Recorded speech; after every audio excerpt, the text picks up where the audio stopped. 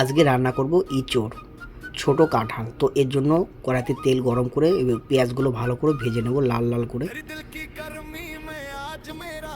এখন এর ভেতর আদা বাটা, রসুন, পেঁয়াজ বাটা দিয়ে টমেটো দিয়ে ভালো করে এগুলোকে কষিয়ে নেব।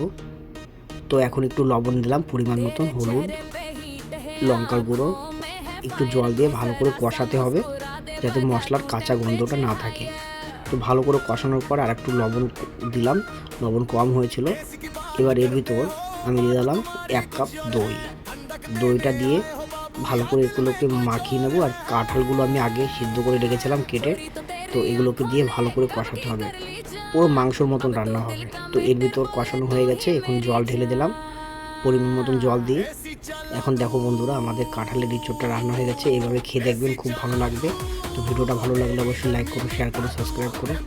বন্ধুরা, শুধু কাঁঠালের ইঁচড় দিয়ে ভাত তো খাওয়া যায় না, এর জন্য আজকে আমরা কি করেছি দেখো, দেশি পুঁটি মাছ নিয়ে এসেছি। এগুলোকে কেটে হলুদ লবণ দিয়ে ভালো করে মাখিয়ে নিতে হবে ভাজার আগে। তো বন্ধুরা, ভালো করে আমরা মাখিয়ে নিচ্ছি হলুদ লবণটা।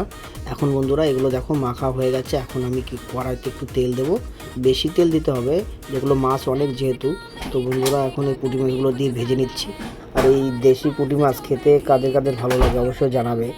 দেশি পুঁটি মাছ খুব সুন্দর লাগে খেতে। তো বন্ধুরা, ভালো লাগলে অবশ্যই শেয়ার করবেন।